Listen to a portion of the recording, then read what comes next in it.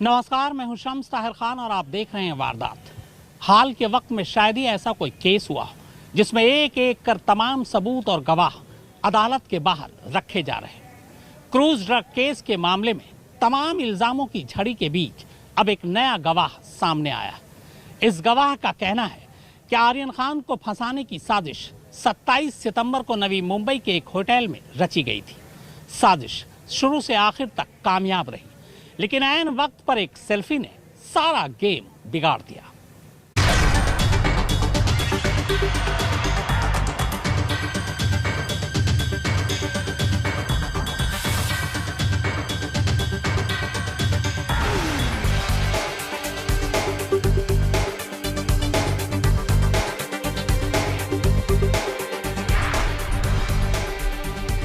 क्या cruise drug red की planning 27 सितंबर को की गई थी? क्या आर्यन के क्रूज पर जाने की खबर एनसीबी को 27 सितंबर को ही मिल गई थी? क्या केपी गोसावी समीर वानखेड़े के संपर्क में 27 सितंबर से पहले ही था? 27 सितंबर की रात नवी मुंबई के एक होटल में 2 कमरे क्यों बुक किए गए थे? क्या इन दोनों कमरों के बारे में समीर वानखेड़े को पहले से जानकारी थी? क्या नवी मुंबई के इसी होटल के कमरे में क्रूज ड्रग रेड की पूरी साजिश रची गई? पूरे मामले में सामने आए एक बिल्कुल नए किरदार विजय पघारे की माने तो क्रूज ड्रग रेड की कहानी बिल्कुल अलग है। विजय पघारे सुनील पाटिल का करीबी है। वही सुनील पाटिल जो आर्यन ड्रग्स केस का एक अहम किरदार होने के साथ साथ गोसावी का भी बेहद करीबी माना जाता है। इसी विजय पघारे ने एक सनसनीखेज खुलासा किया है। पघारे ने कहा है कि 27 सितंबर को नवी मुंबई के एक होटल में 2 कमरे बुक थे। एक कमरे में वो खुद गोसावी और सुनील पाटिल मौजूद थे, जबकि दूसरे कमरे में मनीष भानुशाली एक लड़की को लेकर पहुंचा था। करीब 2 घंटे तक कमरे में रुकने के बाद भानुशाली जब वहां से रवाना हुआ तो ये कहकर वहां से गया कि उसके हाथ एक बड़ा गेम लग गया है। मनीष भानुशाली का संबंध बीजेपी से है और गोसावी का भानुशाली से। अब विजय पघारे के इस दावे के हिसाब से क्रूज ड्रग रेड की पूरी साजिश इन्हीं लोगों के बीच रची गई।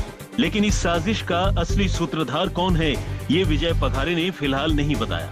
लेकिन सवाल यह है कि ड्रग को लेकर कोई भी रेड क्या एनसीबी की मर्जी के बिना डाली जा सकती है? क्या यह मुमकिन है कि मुंबई जोनल डायरेक्टर यानी मुंबई में एनसीबी के सबसे बड़े अफसर समीर वानखेड़े की बिना जानकारी या सहमति के इतने बड़े रेड को बाहरी लोग अपने बलबूते पर अंजाम दे सकते हैं? विजय पघारे इतने पर ही नहीं रुकता है। वो दावा करता है कि इस बड़े गेम की डील लगभग तय थी। बस एक छोटी सी गलती ने सारा खेल बिगाड़ दिया और वो गलती इस सेल्फी की शक्ल में सामने आई।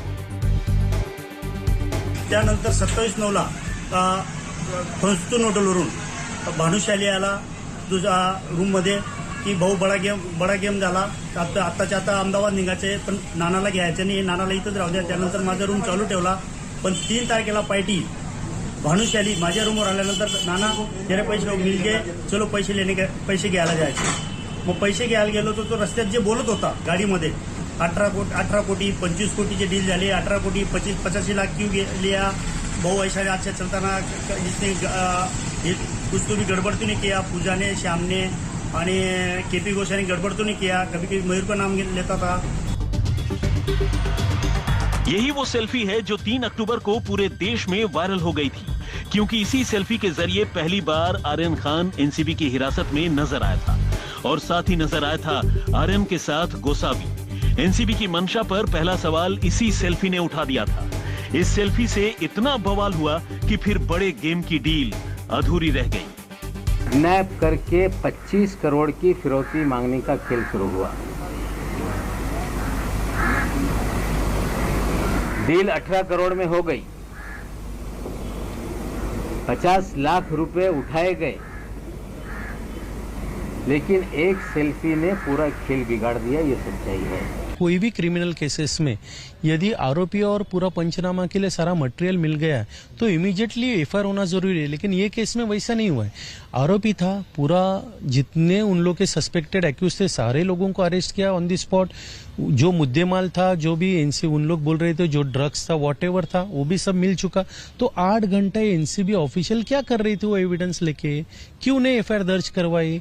क्योंकि उनको पैसा ऐंठना था, ये पूरा प्लान पैसा ऐंठने के लिए किया। लेकिन गोसावी ने एक फोटो अपलोड किया फेसबुक के, उसके बाद सारा मैटर चेंज हो गया। विजय पखारे के मुताबिक इस सेल्फी के आम होने से पहले सब कुछ प्लान के तहत चल रहा था। 2 अक्टूबर को क्रूज पर एनसीबी की रेड हुई, आर्यन पकड़ लिया गया। पूजा ददलानी से 18 करोड़ रुपए के बदले आर्यन खान को छोड़े जाने की तैयारी पूरी हो चुकी थी, लेकिन ऐन मौके पर गोसावी की आर्यन खान के साथ एनसीबी दफ्तर में ली गई ये सेल्फी वायरल हुई और पूरा केस खराब हो गया। पघारे की माने तो उसने सुनील पाटिल और भानुशाली को ये कहते हुए सुना कि गोसावी पैसे वसूल कर फरार हो गया है। बाद में पाटिल ने खुद उससे फोन पर यहां तक कहा कि गोसावी की उस सेल्फी ने ही सारा काम खराब कर दिया।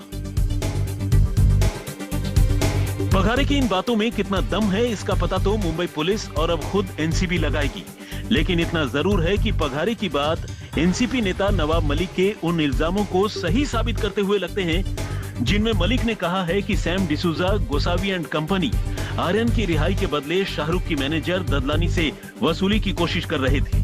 नवाब मलिक ने तो यहां तक कहा कि एक पुराने ड्रग केस के मुलजिम को हथियार बनाकर ही एनसीबी के कुछ अफसर शाहरुख खान की मैनेजर पूजा ददलानी से वसूली करना चाहते थे। सुनने में ये बात बेशक अजीब लगे, लेकिन मलिक का दावा कुछ ऐसा ही है। नवाब मलिक ने कहा कि सैम डिसूजा ही दरअसल ड्रग्स केस का वो मुलजिम है जिसे समीर वानखेड़े समेत एनसीबी के कुछ अफसरों का आशीर्वाद प्राप्त है और इन्हीं अफसरों की रजामंदी से वो आर्यन खान के मामले में शाहरुख की मैनेजर पूजा ददलानी से वसूली की कोशिश कर रहा था। वो तो अगर आर्यन के साथ केपी गोसावी की सेल्फी वायरल न हुई होती तो शायद ये राज कभी बाहर नहीं आता। मलिक ने कहा कि सैम डिसूजा एनसीबी के वीड बेकरी केस का मुलजिम है जिसे एनसीबी ने बाकायदा पूछताछ के लिए सम्मन भी भेजा था, लेकिन इस मामले में उसकी कभी गिरफ्तारी नहीं हुई। मलिक ने उसको भेजी गई सम्मन की एक कॉपी बाकायदा अपने ट्विटर हैंडल से ट्वीट कर यह दावा किया है। मलिक ने इसी सिलसिले में एक ऑडियो क्लिप जारी भी किया और कहा कि यह क्लिप एनसीबी अफसरों के साथ सैम डिसूजा के रिश्तों का सबूत है। इस क्लिप में एक एनसीबी अफसर कथित तौर पर सैम डिसूजा से बातचीत करता सुनाई दे रहा है, जिसमें एनसीबी का अफसर डिसूजा को एनसीबी के दफ्तर में पेश होने की बात कहते हुए ये कहकर आगाह कर रहा है कि वो अपना फोन नंबर बदलने की गलती न करे, क्योंकि उनके पास उसके सारे IMEI के डिटेल्स मौजूद हैं।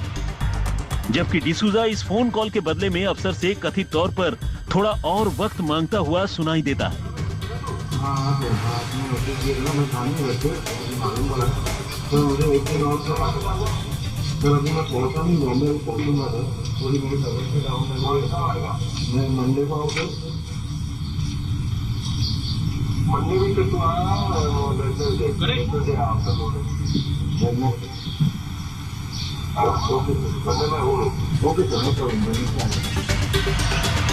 मलिक ने दावा किया कि असल में सैम ने ड्रग्स केस से अपनी जान छुड़ाने के साथ साथ एनसीबी के लिए इन्फॉर्मर के तौर पर काम करने के लिए इस अफसर को एक मोटी रकम रिश्वत के तौर पर दी थी और अब वही Sam D'Souza cruise drugs case में एनसीबी के अफसरों की तरफ से पूजा ददलानी से पैसों की वसूली की कोशिश में लगा था। पैसे मांगे गए, 18 करोड़ की डील हुई, 50 लाख उठाए गए और जब सेल्फी वायरल हो गई तो उस पे कि पैसा नहीं मिलेगा तो उसे आरोपी बना दिया गया।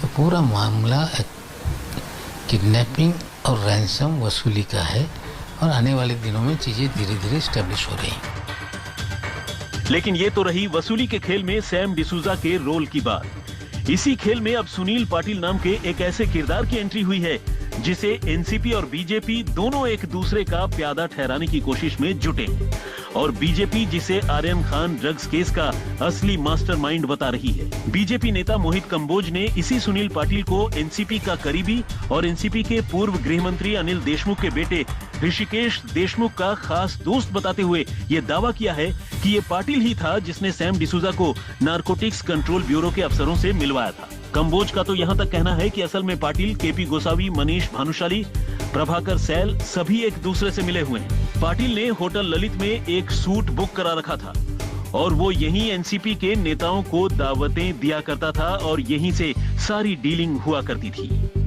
जहाँ शराब, शवाब, कबाब और नवाब होते थे, तो आज आपकी बौखलाहट प्रेस कॉन्फ्रेंस में देखने को मिली। महाराष्ट्र की जनता देख रही है, देश की जनता देख रही है। मियां असलम शेख जी को भी जवाब देना पड़ेगा, उनके क्या रिश्ते हैं कासिफ खान जैसे ड्रग पेडलर से।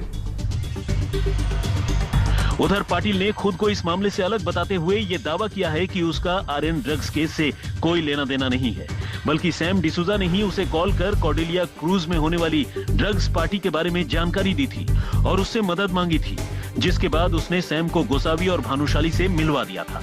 पाटिल का कहना है कि बाद में जब सब कुछ हो गया तो उसके कहने पर ही गोसावी ने सैम डिसूजा को सारे रुपए वापस कर दिए। जाहिर है पाटिल का ये कहना अपने आप में ये इशारा करता है कि आर्यन केस में सैम और गोसावी ने पूजा ददलानी से एक मोटी रकम वसूल की थी, लेकिन शायद बाद में भेद खुलने के डर से रुपए लौटा दिए गए। समीर वानखेड़े को लेकर एक और गवाह का सनसनीखेज इल्जाम। पूरी कहानी इस ब्रेक के बाद आप देखते रहिए वारदात। जांच करते करते खुद जांच के घेरे में आ गई। एनसीबी पर एक और गवाह ने संगीन इल्जाम लगाया। इस गवाह का कहना है कि उसे समीर वानखेड़े के हक में बयान देने के लिए पीटा गया। उधर इस बीच समीर वानखेड़े के खिलाफ एनसीबी और मुंबई पुलिस की एसआईटी की जांच जारी है।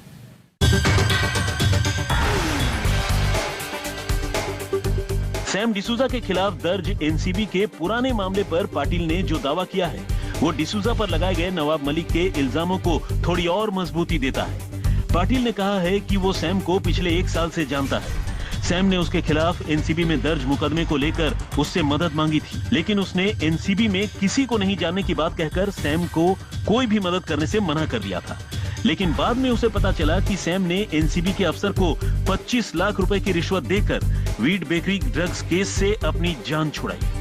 पाटिल ने एनसीपी से अपना कोई भी लेना देना होने की बात से भी इनकार किया और कहा कि 2016 तक वो जरूर एनसीपी से जुड़ा था, लेकिन अब उसका सियासत से कोई लेना देना नहीं है। पाटिल ने कहा कि वो नवाब मलिक से कभी नहीं मिला। हाँ, 10 अक्टूबर को आर्यन केस पर किए गए उनके प्रेस कॉन्फ्रेंस के बाद उसने नवाब मलिक को एक बार फोन जरूर किया था। लेकिन इन तमाम खुलासों से अलग पाटिल ने मुंबई पुलिस की स्पेशल इंक्वायरी टीम के सामने जो बयान दिया है वो भी कम चौंकाने वाला नहीं है। गोसावी के बॉडीगार्ड रहे प्रभाकर सैल के वसूली के इल्जामों के बाद इस मामले की जांच कर रही मुंबई पुलिस की टीम ने पाटिल को भी पूछताछ के लिए बुलाया था। सूत्रों की माने तो पाटिल ने वहां पुलिस से कहा कि उसके साथ दिल्ली के एक होटल में बीजेपी नेता मनीष भानुशाली और उसके लोगों ने ये कहते हुए मारपीट की कि उसे समीर वानखेड़े के हक में ही अपना बयान देना है। मुस्तफा शेख, दिव्येश सिंह और सौरभ वक्तानिया के साथ साहिल जोशी, मुंबई आज तक। तो वारदात में फिलहाल इतना ही, मगर आज तक पर खबरों का सिलसिला लगातार जारी है।